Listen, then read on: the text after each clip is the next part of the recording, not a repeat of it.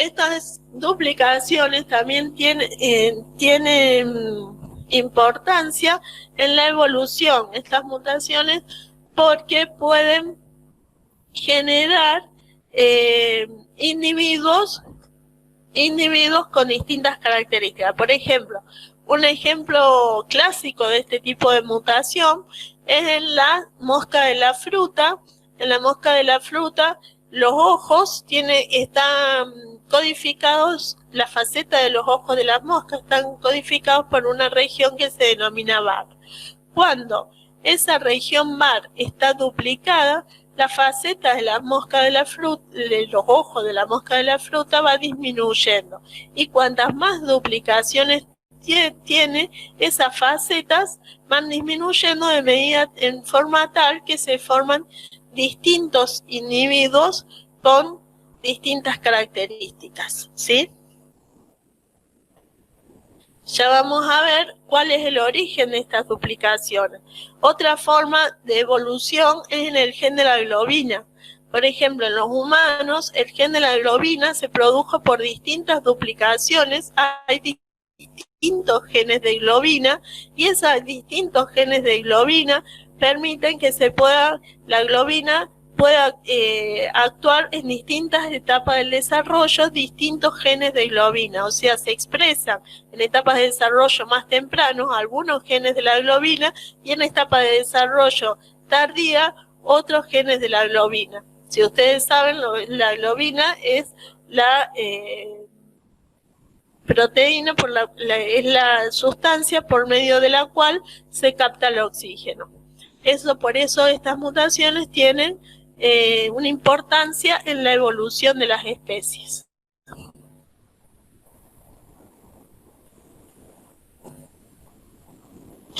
El origen de las deleciones y duplicaciones.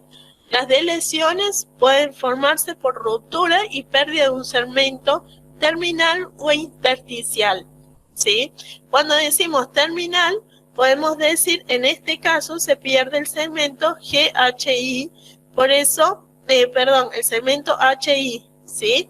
Entonces, se rompe acá, se rompe el cromosoma, se rompe el cromosoma y tenemos un cromosoma más corto. Esta es una deleción terminal. Cuando se pierde un segmento, por ejemplo, que involucra los genes D, E y F, ¿sí? O este segmento va a ser intersticial porque está en el medio.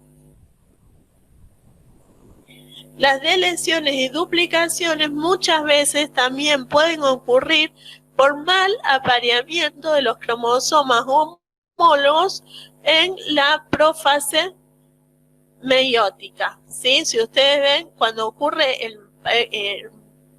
por el mal apareamiento y por el entrecruzamiento. Cuando hay un mal apareamiento de los cromosomas homólogos, es decir, uno está desplazado con respecto al otro, como ven acá, este está más desplazado hacia la derecha y este está más desplazado hacia la izquierda. Cuando ocurre el entrecruzamiento, acá se pierde el gen C, ¿sí? Que me va a formar luego esta cromátida con el gen C que no está. Y esta cromátida va a tener duplicado, a ver si lo pueden ver acá, va a tener el gen C, se va a incorporar acá y va a tener duplicado el gen C, ¿sí? Entonces esta va a tener una duplicación y esta va a tener una deleción. Esta falta de buen entrecruzamiento produce deleciones y duplicaciones. Ahora vamos a las inversiones. Tenemos un cromosoma normal y tenemos un cromosoma invertido. Dijimos que las inversiones provocan cambios de posición en los segmentos de los cromosomas. Por ejemplo, acá tenemos el gen C, D y E, y acá tenemos este segmento de cromosomas se invirtió y el gen E quedó primero, el gen D quedó segundo y el gen C quedó tercero, ¿sí? Tenemos acá,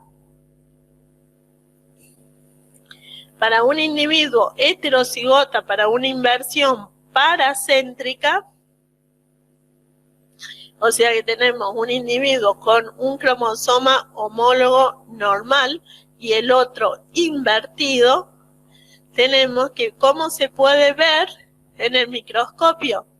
En el microscopio óptico, en el microscopio se puede ver por esta formación de bucles también, esta formación de bucles. Las inversiones, no les dije, pero pueden ser paracéntricas o pericéntricas. En este caso, en que no está involucrado el centrómero, se denomina inversión paracéntrica.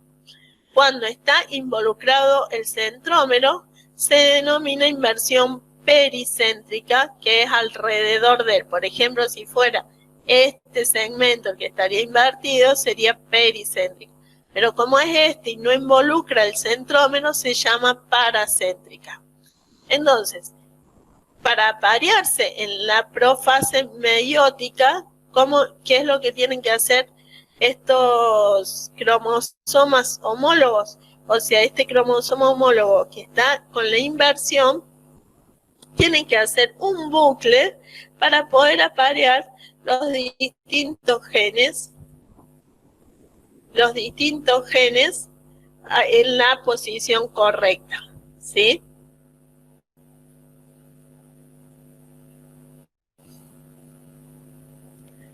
Ahora vamos a ver bien.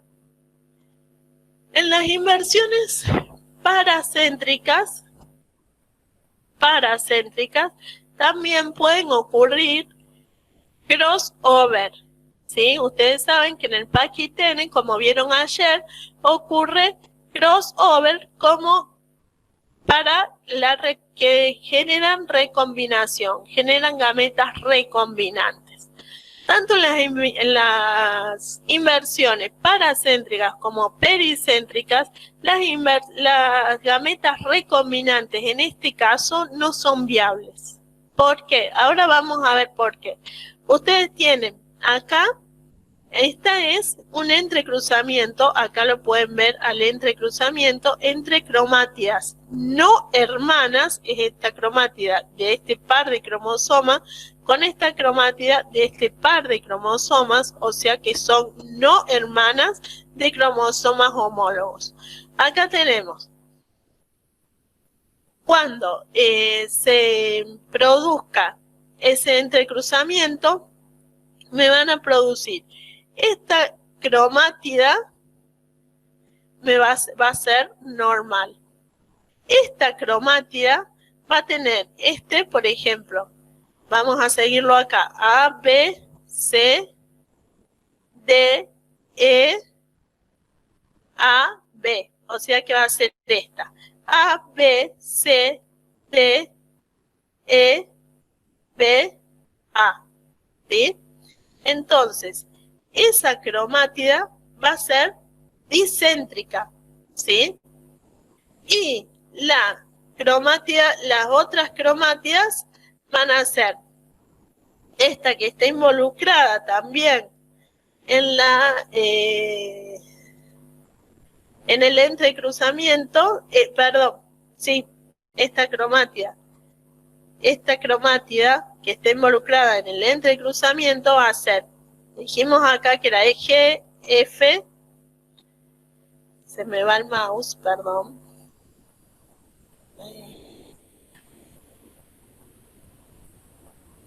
¿Escuchan bien? Tenemos. Sí, Betty, se escucha. Tenemos esta cromátida que va a ser GF, C, D, E, GF. ¿Qué va a ser esta? ¿Sí? GF, C, D, E,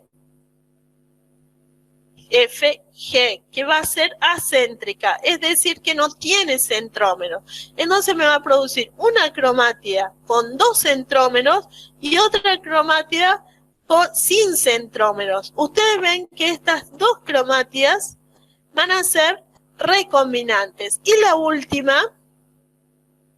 última cromátida que no está implicada en la recombinación, ¿sí? La otra cromátida que no está implicada en la recombinación va a ser esta, que va a ser GF,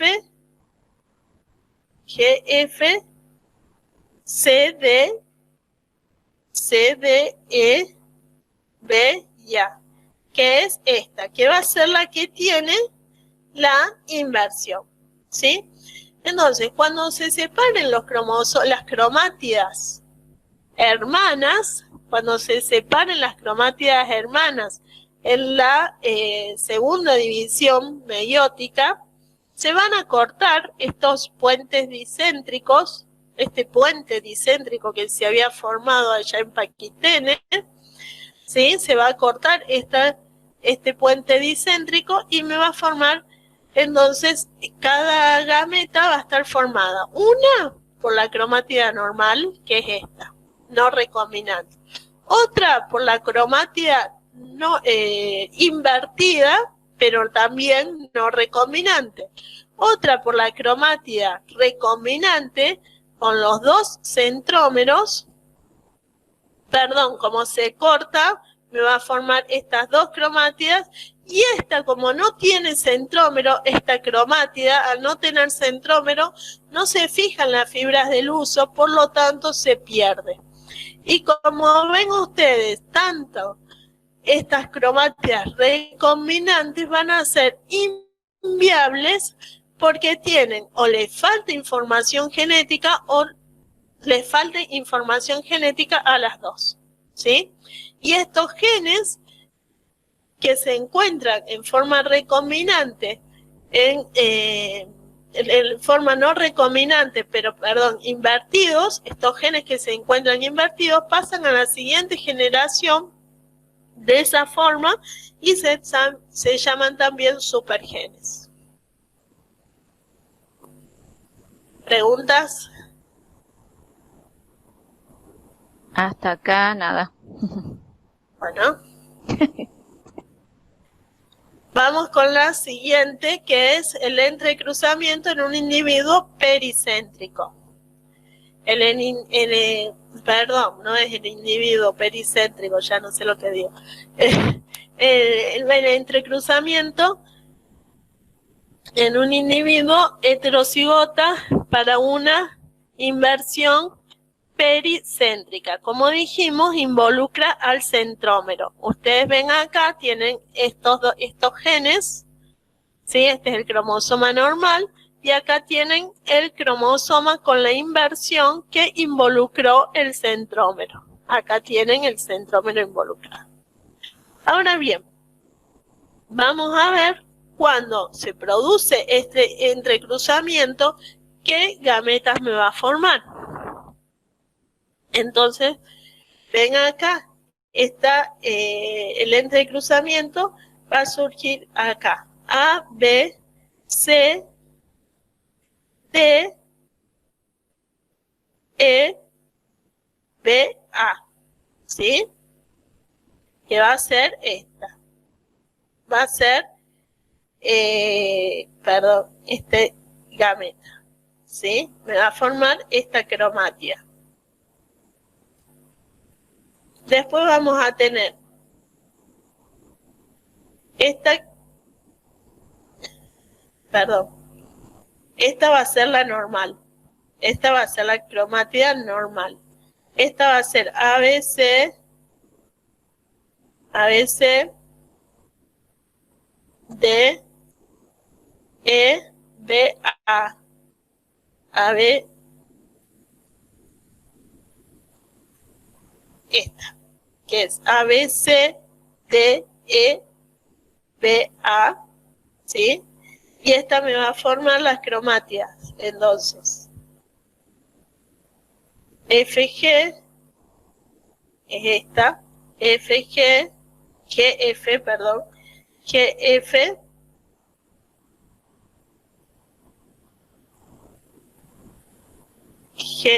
ahí está, perdón. A ver, acá lo pueden seguir con el dibujo. GF, C, D, E, GF, y la última va a ser la última cromática, que va a ser esta, con la región invertida. Entonces, ustedes siguiendo este dibujo pueden ver cómo va a ser el apareamiento en los pueden ver cómo van a ser los apareamientos en la profase 1 de la meiosis, y cómo van a terminar las cromátidas y cómo van a ser la fertilidad de los gametos. Acá tenemos también que esta gameta que es recombinante y esta gameta que es recombinante son inviables. ¿Por qué? Porque acá tengo dos veces la información genética duplicada, ¿sí? Y me falta información genética de otros genes, por ejemplo del A y el B, en este caso me falta. Y acá tengo dos veces duplicada la de los genes AB y me falta la información genética del gen F y G. Entonces, estos gametos van a ser inviables. Y estos gametos no recombinantes, el normal y el de inversión pericéntrica, va a ser viable. Por lo tanto, tanto las inversiones pericéntricas como paracéntricas, los individuos me van a dar gametos 50% viables y 50% inviables. Acá tenemos un caso de una inversión pericéntrica. Bueno, se estudió en mucho, como estos estudios de cromosomas se hacen mucho en taxonomía, se ven las diferencias que hay entre los distintos taxones para identificar especies y demás. Se estudió mucho cuando se estudió el cariotipo de los monos, dándose del chimpancé, del orangután y del gorila, y se compararon con los cromosomas humanos. Y bueno, y acá se vio que muchos cromosomas humanos diferían con inversiones pericéntricas, con inversiones que ocurrían a lo largo de los cromosomas. Este es un cromosoma 4 humano y este es un cromosoma 4 del chimpancé. Como ustedes pueden ver acá, los bandeos cromosómicos que se realizaron con esas tinciones que les decía antes, que me permite identificar las distintas bandas de los cromosomas y ver si los cromosomas son iguales o no. En este caso, los bandeos cromosómicos me permiten ver que hay una inversión pericéntrica en el cromosoma 4, ¿sí? Si ustedes pueden ver, acá el bandeo está invertido, el cromosoma 4 en el chimpancé con respecto al cromosoma humano. Y como esas ocurren otras inversiones, ¿sí? Ese es un ejemplo de una mutación de ese tipo. Y ahora vamos al último tipo de mutación, y con esto ya terminamos la clase, que es la de translocación. La mutación de translocación también produce un cambio de posición de la información. Esta translocación, ¿por qué lo puse aparte? Porque involucra dos pares de cromosomas homólogos, ¿sí? Todas las otras involucran un solo par de cromosomas homólogos, tanto las duplicaciones, las deleciones y las inversiones, y esto involucra dos pares de cromosomas homólogos.